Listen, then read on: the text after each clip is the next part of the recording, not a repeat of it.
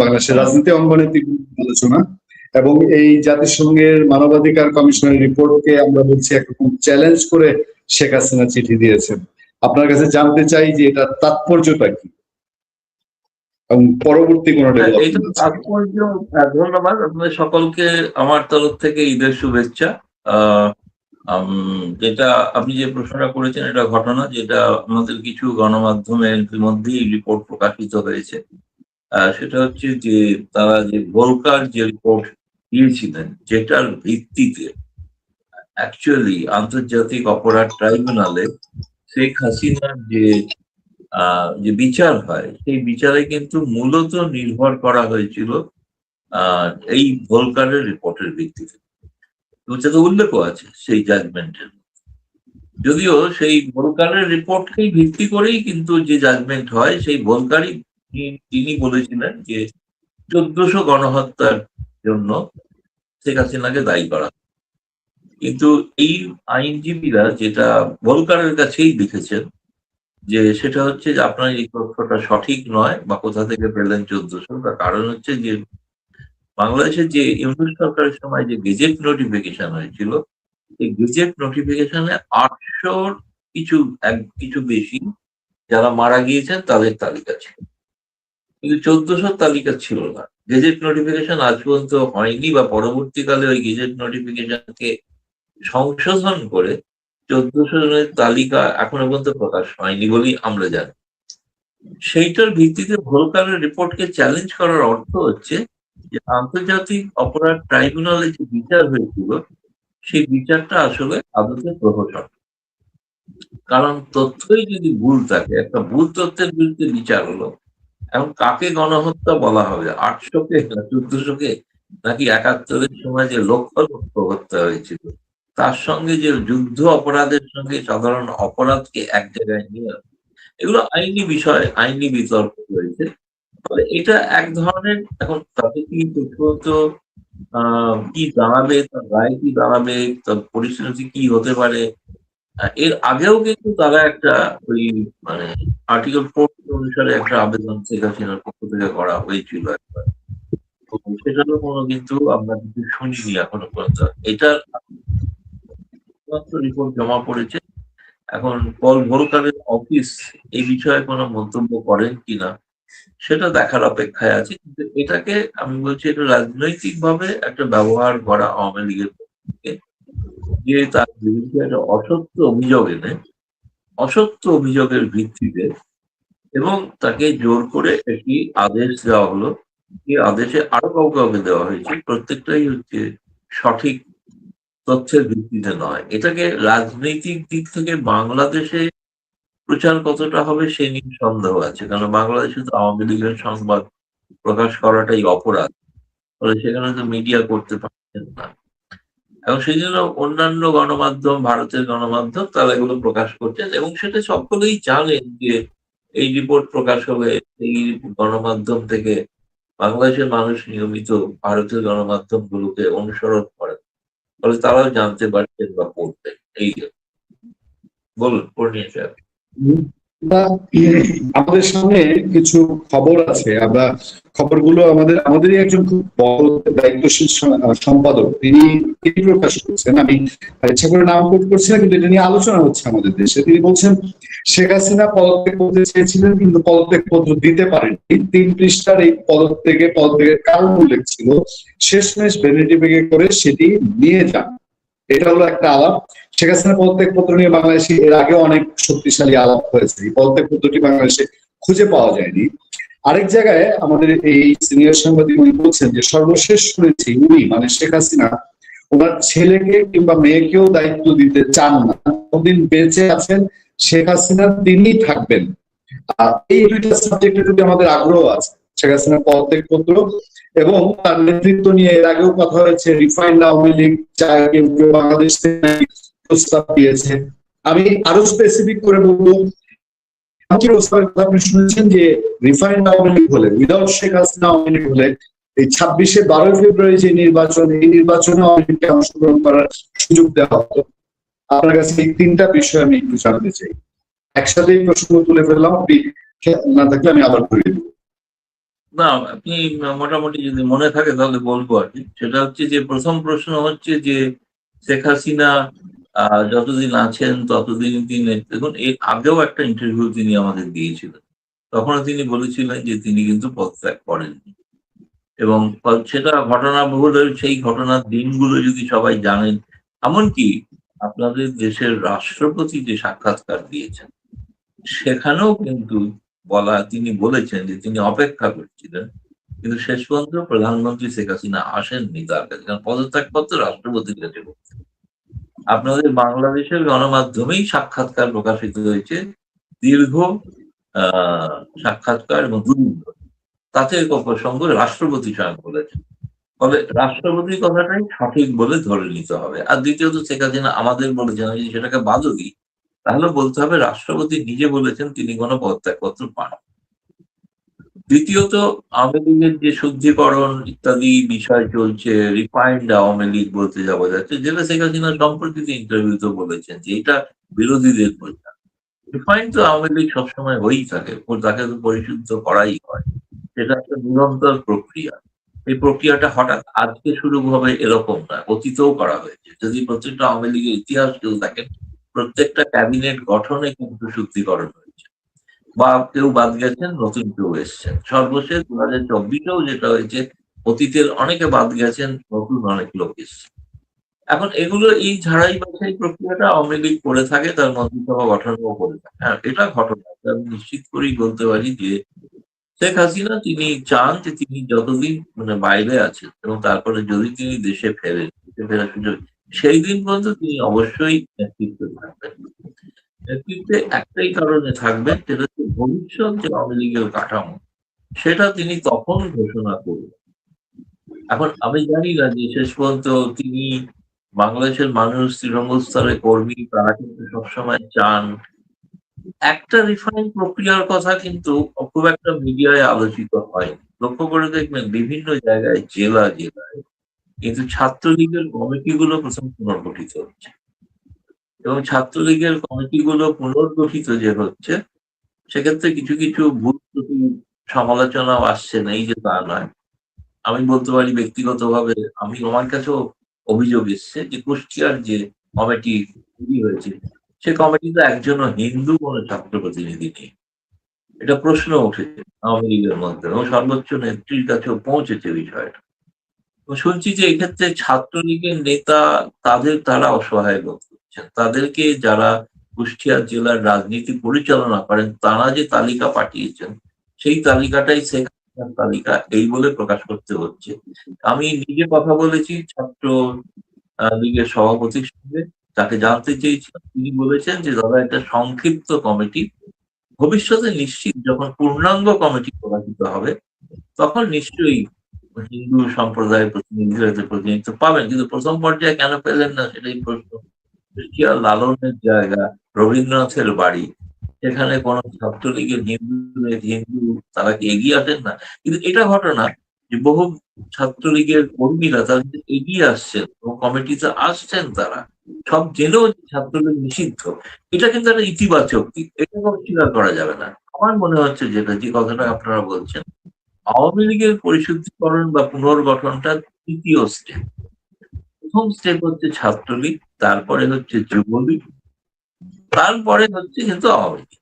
ফলে এইভাবে পরিস্থিতি, এখন হাতে যেহেতু অপরন্ত সময় আছে, ধরুন আগামী 5 বছরের আগে কোনো নির্বাচন নেই, ফলে সে অবস্থায় আওয়ামী লীগের প্রস্তুতির হাত অনেক রকম সময় নিচ্ছেন তারা, ধীরে হচ্ছে যেটা ঠিক।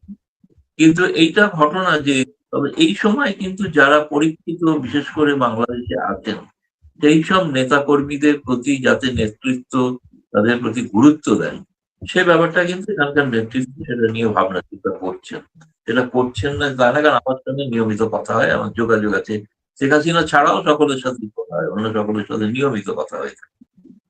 তবে আপনি যেটা বলছেন যে এবার হচ্ছে তার পরিবারের ব্যক্তিগত, এটা ঘটনা, কিন্তু আওয়ামী লীগের সকলেই মনে করেন, দেখুন নিয়ম একটা তো শারীরিক নিয়মের ব্যাপার আছে, সেটা স্বাভাবিক, সকলেই জানেন। কিন্তু আমরা সকলেই চাই যে, মনে করি আওয়ামী লীগের নেতারাও মনে করেন শেখ হাসিনা আরো কদিন সুস্থ থাকেন। যেমন ইউনূস 85 বছর সুস্থ আছেন, দিব্যি ঘুরে বেড়াচ্ছেন, 27-এ আবার রাষ্ট্রপতি হওয়ারও স্বপ্ন দেখছেন। সেটা কি হবে না হবে সেটা ভবিষ্যতের আলোচনা বিষয়। ফলে শেখ হাসিনা সে তুলনায় বয়সের অনুসারে ছোট এবং তার শারীরিক ক্ষমতা নিয়ে কোনো প্রশ্ন নেই। কারণ ভারত সরকারের তত্ত্বাবধানে তিনি যেভাবে থাকেন, যেভাবে প্রধানমন্ত্রীর স্বাস্থ্য পরীক্ষা হয়ে থাকে রোজ, সেভাবে তারও স্বাস্থ্য পরীক্ষা নিয়মিতভাবে হয়ে থাকে। ফলে সেখানে কোনো ত্রুটি বিচ্যুতি থাকলে সেটা তিনি জানতে পারবেন বা সংশোধন করবেন। নিয়মিত তিনি সাক্ষাৎ করছেন তো। নিয়মিত সাক্ষাৎ করছেন, বিভিন্ন নেতা আসছেন দেশ বিদেশ থেকে। তাদের মুখ থেকেও আমি দেখা করার পর শুনেছি যে নেত্রী অত্যন্ত একই ভঙ্গিমায় আছেন, চমৎকার আছেন, অনেককে খাওয়াচ্ছেন, লাঞ্চও খাওয়াচ্ছেন। এমনকি যে ঈদ উৎসব পালন করলেন পরিবারের সঙ্গে এবারে। সে কারণে এই সময়টায় অন্য রাজনৈতিক নেতৃবৃন্দের সঙ্গে কথা বলতে পারেননি। এখন তার উদ্দেশ্য সকলেই এটা চায় যে যদি ভবিষ্যতে কোনো নেতৃত্ব হয় তাহলে বঙ্গবন্ধুর পরিবারের, বঙ্গবন্ধুর রক্ত আছে এমন কেউই নেতৃত্বে আসুক ভবিষ্যতে। জি জয় হবে না, পুতুল হবে না, কে হবে সেই ব্যাপারে কিন্তু আহ মানে এই ব্যাপারটা এখনো কোনো সিদ্ধান্ত হয়নি বলে আমি জানি। কারণ তিনি চান, শেখ হাসিনা যেটা চান সেটা হচ্ছে দেশে ফিরে, যখনই তিনি যেভাবেই ফিরে তিনি সেই ক্ষেত্রে সেই নেতৃত্ব নিয়ে নেতাদের সঙ্গে আলোচনা করে আওয়ামী লীগের প্রেসিডিয়াম সদস্য বা কার্যকরী সদস্য, যেটা ৩ বছর অন্তর আওয়ামী লীগ পুনর্গঠিত হয়ে এই সময়টাও এসে যাচ্ছে। ফলে সেই সময়টা আসার আগেই তার ক্ষমতা পরিবর্তন হয়ে গেল। ফলে তিনি কিন্তু পরিবর্তন করতে প্রস্তুত ছিলেন, আমি জানি। কিন্তু সেটা করা সম্ভব হয়নি যেহেতু তাকে ক্ষমতাচ্যুত করা। এখন এই বিষয়গুলো কিন্তু হবে, এটা নিয়ম মাফিক হবে। এইটা নিয়ে তিনি মানে কোনো পরিবর্তন করবেন না, সংশোধন করবেন না, নতুন পুরনো মিশিয়েই তিনি করবেন। এটা স্বাভাবিক নিয়ম, এটা স্বাভাবিক নিয়ম। এটাকে নিয়ে বেশি জল্পনা যতটা হচ্ছে, খুব স্বাভাবিক জল্পনা হবেই, জল্পনা হওয়ার কোনো কারণ নেই, জল্পনা হবেই। কিন্তু আমার মতে যে নেতারা রয়েছেন সব নেতাকে ফেলে দেওয়া হবে, ঝেড়ে দেওয়া হবে এরকম কোনো ব্যাপার নয়। তারপর যার যেটুকু গুরুত্ব, যার যেটুকু ক্ষমতা তিনি সেই গুরুত্বপূর্ণ দায়িত্ব পালন করবেন। তার সঙ্গে নতুন, বিশেষ করে নতুন এবং যারা বাংলাদেশের মধ্যে মাটি কামড়ে পড়ে গেছে তাদেরকেও রেকগনাইজ করার একটা সিদ্ধান্ত হবে। দাদা, আরেকটা যেটা জানতে চাইছিলাম যে 12 ফেব্রুয়ারি নির্বাচনে আওয়ামী লীগকে উইদাউট শেখ হাসিনা বা রিফাইন্ড আওয়ামী লীগকে রাখা হতো, এরকম একটি আলাপ বাংলাদেশে চলবে। এই ধরনের কোনো তথ্য সম্পর্কে আপনার জানা আছে কিনা? না, একটা তথ্য আছে, নেই যে তা নয়, তথ্য আছে, এটা ফ্যাক্ট। কিন্তু সেটা থেকে আওয়ামী লীগের পক্ষ থেকে বলা হয়েছিল যে আওয়ামী লীগকে তো নিষিদ্ধ করা আছে, নিষেধাজ্ঞা কি প্রত্যাহার করবেন? সেটা নয়, আমাকে গুরুত্বপূর্ণ কর্মকর্তা বলেছেন, নাম বলছি না, যে আমরা চাই আওয়ামী লীগের কিছু নেতা যদি নির্দল হিসেবে প্রতিদ্বন্দ্বিতা করতে পারেন তাহলে সেটা করবেন। অর্থাৎ আওয়ামী লীগের প্রতীকে নয়, বঙ্গবন্ধুর নাম উচ্চারণ করা যাবে না, শেখ হাসিনার নাম উচ্চারণ করা যাবে।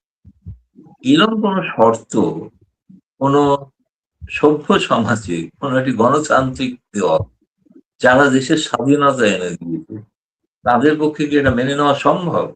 ভারতে যদি আজকে বলা হয় কংগ্রেস দল নির্বাচনে প্রতিদ্বন্দ্বিতা করুক, জওহরলাল নেহরুর নাম বলা যাবে না, ভারতের ধর্ম নিরপেক্ষতার কথা বলা যাবে না, সংবিধান বলা যাবে না, রাহুল গান্ধীর নাম বলা যাবে না। তা কাকে নিয়ে কংগ্রেস দল নির্বাচন করবে? এবার এটাও কি ঠিক করবে? এটা কি কোনো রাজনৈতিক কোনো পরম্পরা তৈরি হচ্ছে? আমার তো সেই সম্পাদক বা সাংবাদিকদের প্রতি প্রশ্ন, আজ যদি আওয়ামী লীগ দাবি করে কিংবা জামায়াত ইসলাম বা এনসিপি দাবি করে যে বর্তমান বিএনপির খোল লঞ্চে বদলে দেওয়া উচিত, এই নেতৃত্ব বিফল, তারা কোনো মানুষের সমস্যার সমাধান করতে পারছে না, আর্থিক সংকট বাড়ছে, কেবলমাত্র ঋণের জন্য তারা দরজায় দরজায় ঘুরছে, তাহলে এই সরকার সেই এনসিপির দাবিটা কি মানবেন? তারা মানা সম্ভব নাকি জামায়াত ইসলাম? আমি আওয়ামী লীগের কথা বাদই দিলাম যে আওয়ামী লীগ দাবি দিতেছে, যদি এনসিপি এই দাবি তোলে বা বিএনপি দাবি বা জামায়াত দাবি তোলে, সেটা কি বিএনপির মধ্যে আমার মতে মানা উচিত নয়। একইভাবে বিএনপি যদি দাবি তোলে জামায়াতের আমির বদলে দাও, এ কি সম্ভব নাকি? এটা তো কোনো গণতান্ত্রিক পদ্ধতি নয়। একটি রাজনৈতিক দল তার ভার জিত যাই ঘটুক, সে রসাতলে যাক, জয়লাভ করুক, সেই দলই সিদ্ধান্ত নেবে। সেই দলের স্বাধীনতার উপরে অন্য দল কি করে? সরকারের ব্যাপারটা আলাদা, সরকারের সিদ্ধান্তটা কি করে মানে একটা অন্য রাজনৈতিক দল একটা রাজনৈতিক দলের উপর চাপিয়ে দেবে যে আমি কি কি চাই, এটা হয় এই প্রেসক্রিপশনে কখনো চলে কি? এটা অবাস্তব, অবাস্তব প্রস্তাব এবং মানুষের ভুল বোঝানোর জন্য একটা আমার এটা বিশ্বাস হয়। আমি বললাম আমি জানি, অনেকে আমি জানি কারণ আমার কাছেই পরিচিত কর্মকর্তা। অনেকে বলছেন যে শেখ হাসিনা দেশে ফেরার যে ঘোষণা দিয়েছেন যে মাথা উঁচু করে তিনি ফিরবেন, দ্রুত সময় ফিরবেন, বাংলাদেশের বিশ্লেষকরাও বিশ্বাস মনে করেন যে 6 থেকে 9 মাসের মধ্যে তিনি ফিরবেন। কিন্তু আওয়ামী লীগের ভেতরে অনেকে যারা নাম প্রকাশ করতে চান না, আওয়ামী লীগের নেতৃবৃন্দ বাংলাদেশের সাংবাদিকদের সঙ্গে কথা বলে বলেন যে শেখ হাসিনার সিদ্ধান্তটা ভুল সিদ্ধান্ত। আদতে আপনি কি মনে করেন? দেখুন, উনি নিজে কি বলেছেন আমি তার উপরে নির্ভর করি। অন্য আওয়ামী লীগের নেতারা কি বলছেন তার নিয়ে আমি সেই সব আওয়ামী লীগের নেতারা তো দেশে 5ই আগস্ট কোথায় ছিলেন আমি জানি না। তারা শেখ হাসিনাকে বাঁচানোর জন্য কি রাস্তায় নেমেছিলেন সেদিন? শেখ হাসিনার যখন ফাঁসি হয়ে আদেশ হয়েছিল কতজন তারা ঢাকার রাস্তায় নেমেছিলেন? সুতরাং এই আওয়ামী লীগের নেতাকর্মী যারা বলছেন এদের কথা বাদ দিন। এদের দেখা গিয়েছে কি করতে পারেন তারা। ক্ষমতায় থাকাকালীন ক্ষমতা এনজয় করেছেন, কিন্তু ক্ষমতা চলে যাওয়ার সময় নেত্রীকে বাঁচানোর জন্য কোনো ভূমিকা নেয়। 1। 2 হচ্ছে আপনি যে কথাটা বলছেন যে দেখুন উনি বলেছেন যেটা আমাকে আপনার কাকে বলেছে দায়িত্ব নেব না। আমাকে যেটা তিনি বলেছেন যেটা আমি লিখেছি, আমি কোনো সময়সীমা দিচ্ছি না। আমার প্রশ্ন ছিল 2027-এর 17ই মে কি ফিরবেন? উনি বলেছেন আমি 2027 নয় আমি কোনো সময় দিচ্ছি না, তবে দেশে তো নিশ্চিত ফিরবে। আমার মনে হয় কি জানেন, এটা টিভিতে টেলিভিশনে ঘোষণা করে তিনি ফিরবেন, একদিন আচমকা ফিরবেন। এটা আমার ধারণা যে কোনো রাজনৈতিক নেতৃত্ব তারা তাদের রণনীতি প্রকাশ্যে ঢাকঢোল পিটিয়ে বাজাবেন আর তিনি যাবেন। আমাকে এইভাবে এটা ধরে নেওয়াটা ভালো প্রত্যেক নেতা কর্মী সকলেরই যে শেখ হাসিনা নিশ্চিত ফিরবে, এ বিষয়ে কোনো সন্দেহ নেই, সেটাই তিনি বলেছেন। তিনি সময়সীমা বলেন, কেন বলেননি? আমি যেটা বুঝেছি তার সঙ্গে ব্যক্তিগতভাবে কথা বলে যে এটা তার রাজনৈতিক রণনীতির সিদ্ধান্ত। এই সিদ্ধান্তটা তিনি গোপন রেখে এই সিদ্ধান্ত শেয়ার করবেন না সাংবাদিকদের কাছেও না, দলের কাছে। হয়তো তার পরিবারের মধ্যে বলছি ঈদের সময় হয়তো পরিবারে আমি খবর ডিটেল পাইনি, পেলে বলতে পারতাম, আমি জানি না। নিশ্চয়ই এইসব ভবিষ্যৎ নিয়ে আলোচনা হয়েছে সে। দাদা, দুটো ছোট প্রশ্ন রয়ে গেছে। একটা হলো যে বাংলাদেশের প্রেক্ষাপটে ডক্টর ইউনূস বিদেশ সফর কি, আমরা এগুলো নিয়ে আলাপ করছি। অনেকেই মনে করে যে তিনি দেশের বাইরে গেলেই মনে করে যে পালিয়ে গেছে, যদিও এটা সত্য না, সে হয়তো ফিরে আসবে, কিন্তু পাবলিক পারসেপশন তাকে উঠতে দেখলেই মনে করে এই লোক কি পালালো কিনা। আমি একটু জানতে চাই, আপনিও অনেক সময় ইউনূস শাসন নিয়ে কথা বলেছেন, ভারতে বসে থেকে একজন ভারতের সাংবাদিক হিসাবে তার এই যে সফর, ঘুরে বেড়ানো, তারপর এই নিয়ে বাংলাদেশের মানুষের সন্দেহ, আওয়ামী লীগের লোকজন, বাংলাদেশের মানুষজন যেহেতু ওই দেশে আছে, তারা কি চোখে দেখছেন? আমি একটু ছোট্ট করে আপনার কাছ থেকে শুনতে চাই। তাদের ছোট করে বলেই শেষ করছি, কারণ আমি পরবর্তী একটা অনুষ্ঠান শুরু হতে চলেছে। সেটা হচ্ছে যে শেখ হাসিনা বাংলাদেশ বায়ুসেনার বিমানে হেলিকপ্টারে চেপে ভারতে এসেছিলেন, সেটাকে বলা হয়েছিল পালানো। ইউনূস বেসরকারি বিমানে চেপে ফ্রান্সে গেছেন। তাহলে বেসরকারি বিমানে গেলে পালানো হয় না, কিন্তু সরকারি বিমানে গেলে পালানো হয়। এটা বাংলাদেশিদের কাছে আমার প্রশ্ন। ধন্যবাদ, শুভরাত্রি। ধন্যবাদ, শুভরাত্রি দাদা।